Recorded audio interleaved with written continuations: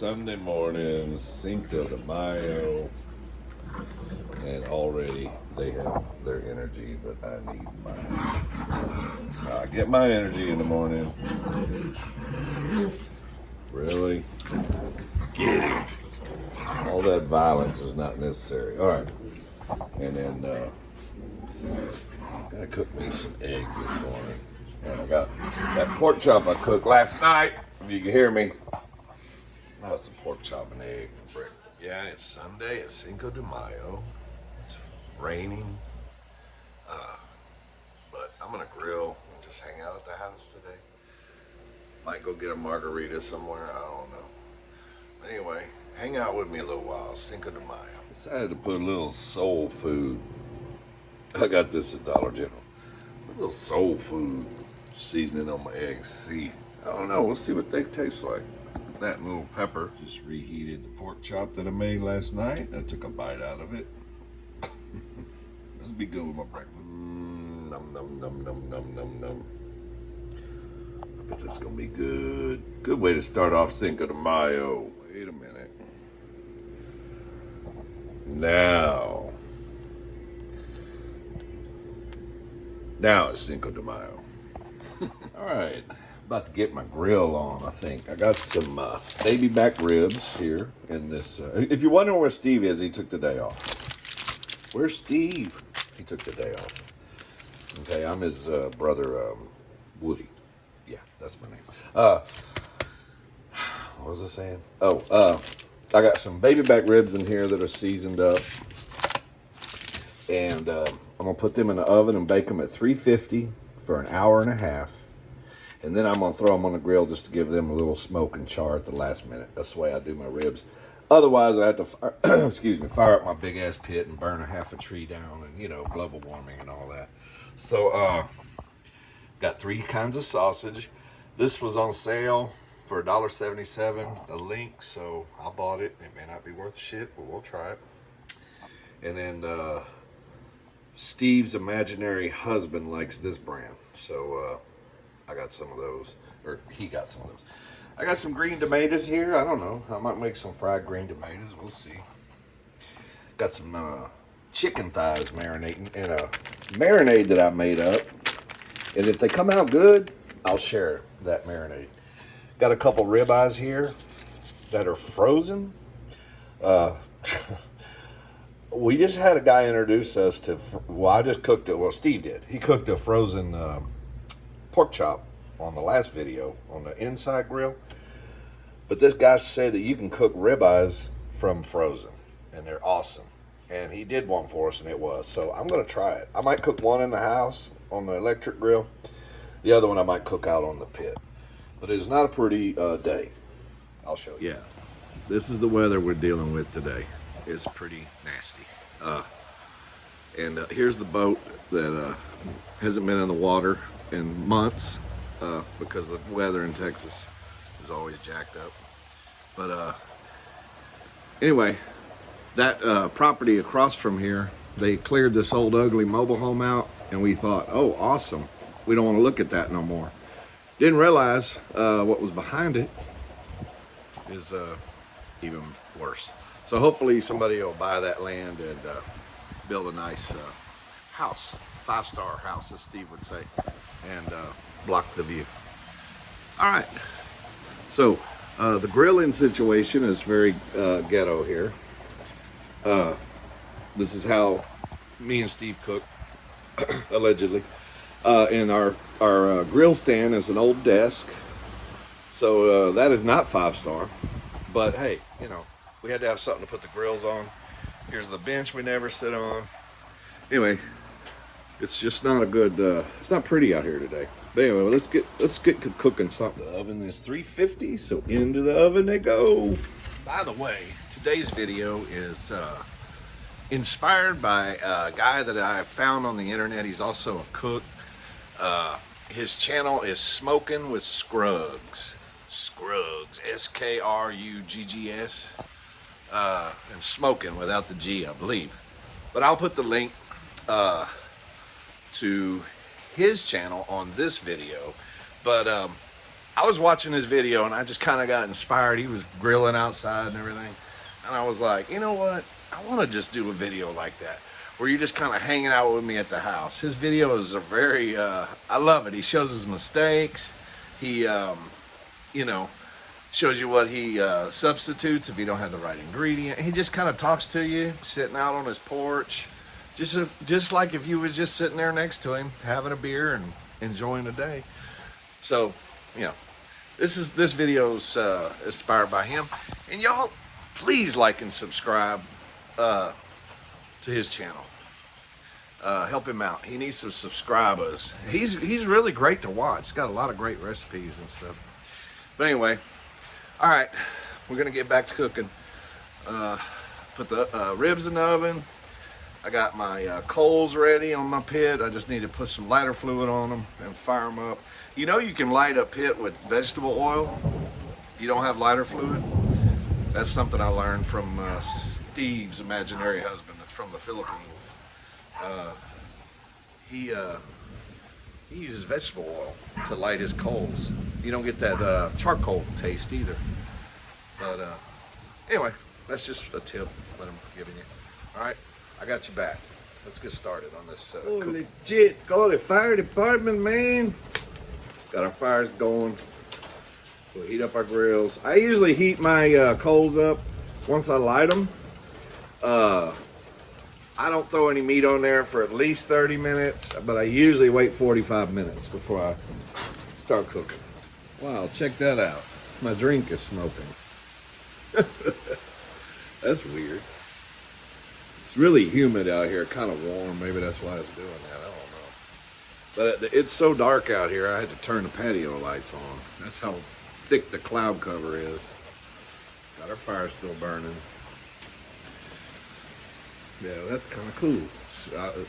Even my drink smoking today. I'll show y'all my trailer trash Tammy sticker. I know who she is. She's a famous mukbanger on YouTube. And for our sides, I got my potato salad that I made. I'm sorry, that Steve made on this channel. And for some reason, overnight it turned kind of runny, creamy. It was dry when it was put in the refrigerator, but I don't know what caused that. Still tastes really good. And normally I'd get fancy and make a big pot of beans, but we're just going to do these today. They're good. Can't get no better than that. So you might be wondering, what are you drinking there, Woodrow? Well, it's one shot of this roasted pecan flavored whiskey, 2 shots of this, or usually Seagram 7, but they were out. This stuff's pretty good. I like this stuff. It's whiskey. Okay. Canadian. And then Dr. Pepper. Ew, that sounds gross. You better try it first. All right, when I'm grilling, sometimes I'll take these wood chips, soak them in water, and then when my coals get ready, I'll take a pair of tongs, lift up the grate, you know, on the pit, and then drop a few of these on top of the coals and create you a smoke flavor. Whatever kind of chips you want. I believe these are apple. I think this is apple wood, so we'll use that. All right, I threw my chicken on first. I got 4 pieces on, these are big thighs. I got 4 pieces on that grill and the other 2 on this grill. I went ahead and laid one of them frozen ribeyes on this side. So we're gonna see how a ribeye cooks from frozen on the pit. All right, I had to put the lid on this pit because I was getting some flame up. This one hadn't flamed up yet, so I'm still just cooking. I usually grill my meat until I start seeing fire. When it starts flaming up, then I'll put the lid on it. But otherwise, I just leave the lid off. But definitely with chicken thighs, you want to put the lid on it more than not, because you want that, you know, you really want them to get done. But see how I'm getting some flame up? So I'm gonna go ahead and roll this ribeye. It looks real good on this side. So I'm gonna go ahead and put the lid on it. We're gonna just put the lid on it because I want to make sure it gets done inside, because this is a hot, hot fire. So I rolled these 2 thighs over, And I'm just gonna cook it open flame until I start seeing, or without the lid. When I say open flame, that's what I mean. So it's not flaming yet, but when the fire starts flaming up around that meat, that's when I'll put the lid on it. Because it's still, you can tell it's cold in there. It's frozen a little bit. I've never done this before, so we're about to find out. You can cook a ribeye from frozen, which is really great because, I mean, you can season your ribeyes up when you buy them if you don't cook them fresh all the time. Season them up first. I'd let them sit in the refrigerator overnight to absorb that seasoning and then freeze them. Man, and whenever you want a ribeye, just throw it on the pit. You ain't got to worry about, oh, I ain't got nothing thawed out. You know, just start cooking shit. All right, I went ahead and rolled our other thighs over on this side, but I still don't have no flame coming up from them. Like I said, I usually like to wait till I start seeing fire. Starting to see a little fire over here. We'll see. I'm just gonna keep the lid off till I see fire. All right, I'm starting to see fire here. So we're gonna go ahead and just cover them like that. Smoke them out. Now the smoke flavor really starts to set in. Still don't have no flame on this side. I want these coals to get as hot as they can, start flaming before I put that lid on. When it flames and I put that lid on, then it'll really cook that chicken all the way to the bone. All right, we got flame now, so I'm gonna go ahead and cover it. All right, that was about 20 minutes. And it's firm. So I'm pretty sure it's done. I'm gonna let it cool. You wanna let your steaks rest and cool, you know, at least 5 minutes before you start cutting into them. So we'll see what we got. Flipped all my chicken over. It's nice and grilled on both sides. Skin's not overcooked or burnt or anything. Got a nice little grill going here. So now what I'm gonna do, I'm gonna cover them, but I'm gonna close the vent on top just to slow the fire down. I don't want it to keep cooking this hot, but I definitely want the chicken to get done. And it's pretty hard to overcook chicken thighs, especially ones this big. But, you know, I'm going to cover them and let them cook another probably at least 15 minutes. And I'll check them with the thermometer. You want them to be at least 165 degrees inside. So we'll see where we are. I'm gonna cover them about 15 minutes. All right, I've had the lid on there for at least 15 minutes. This is our fattest one here, so I'm gonna stick the thermometer in there and see where we're at.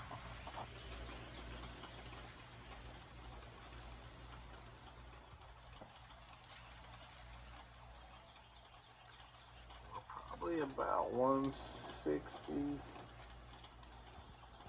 Not quite on these ones yet, on this fat one. So I'm gonna put the lid back on this one. I'm gonna cook it. This side, they look a little more done. So let's see where we're at on these.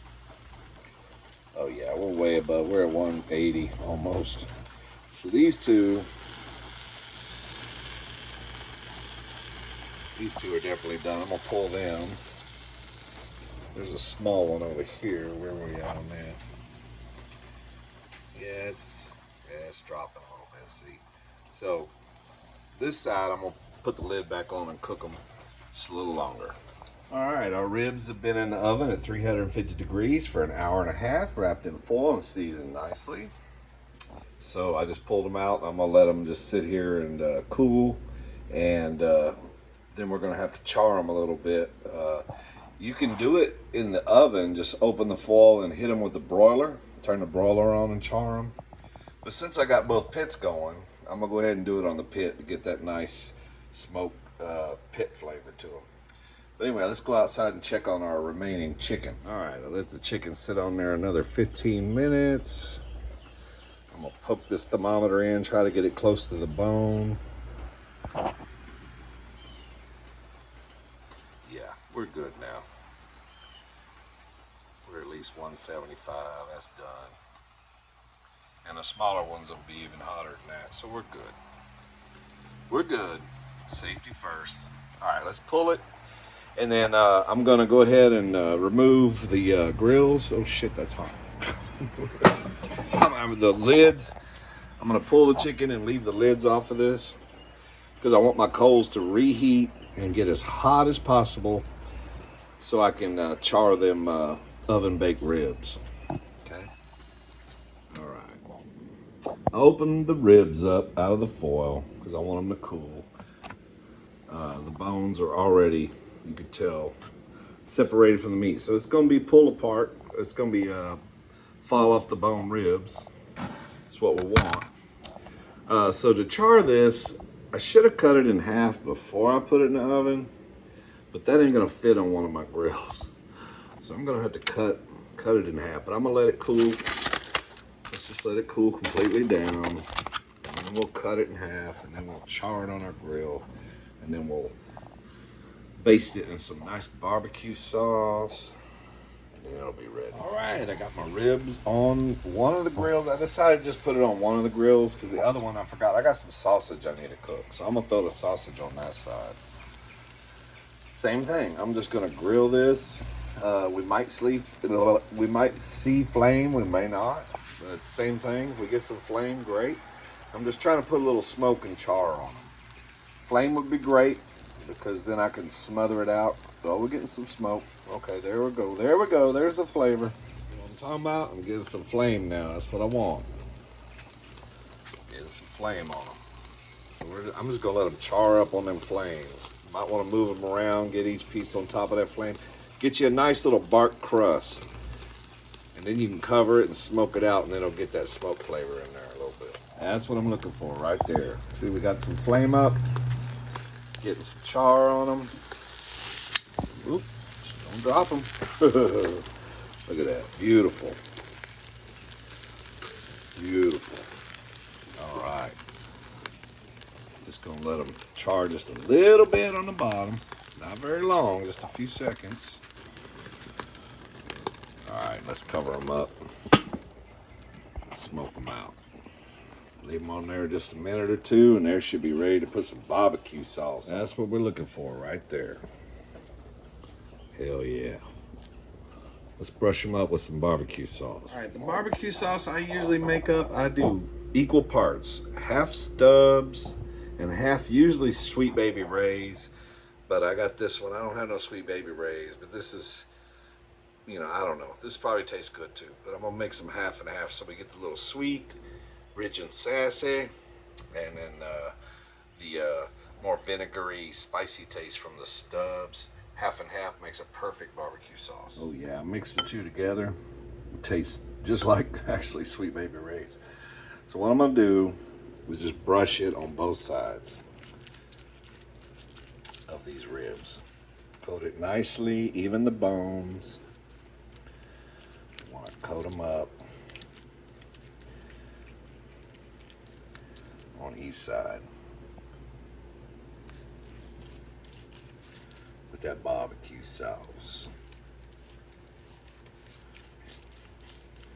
Shoot, this is gonna be good. All right, then lastly, I'm gonna cook up my sausages.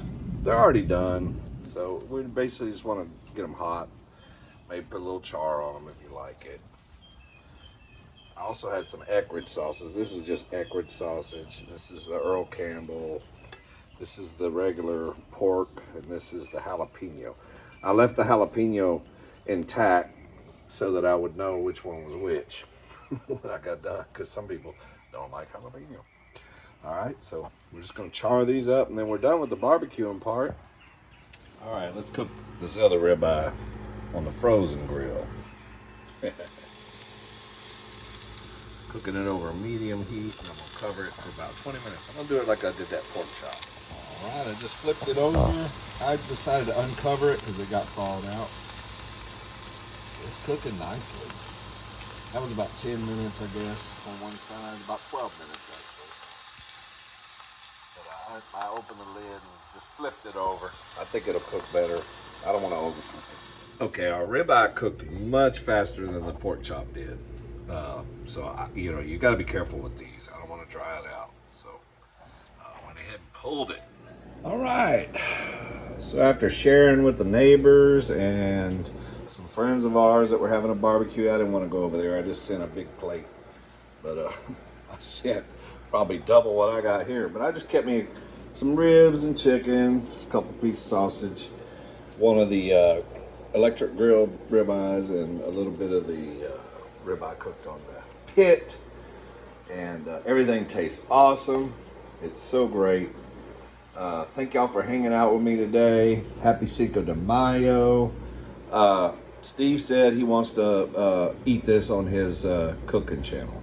Okay, Big Gay Steve. Oh God, I wish he'd just stay in bed. But anyway, happy Cinco de Mayo. We didn't get to the fried green tomatoes. I don't know. It's possible we'll fry them later. But if I do, I'll pop that at the end of the video. But anyway, if I don't see you again, thanks for hanging out with me. And remember, subscribe to Cooking with Scruggs. I'm going to put the link to his channel on this one, okay? Take care of yourself. By the way, the chicken was really good. So, I'm going to give you the marinade that I made. It's just something I put together with what I had in my refrigerator, but it came out awesome. 1 tablespoon of each, equal parts. Tablespoon of lime juice, tablespoon of old style whole grain mustard, tablespoon of liquid smoke, tablespoon of chipotle Mexican hot sauce, tablespoon of liquid seasoning from Knorr, tablespoon of Worcestershire, tablespoon of A1, tablespoon of Valentina salsa picante. I mixed all these together and made a fabulous tasting marinade, and the chicken came out really, really good. Just sharing it with you there. Girl, where in the hell is all the barbecue? This fool didn't leave me nothing to mukbang. I swear, I hate him. Oh well, girl, it's Cinco de Mayo. I guess I'll go out and have a drink.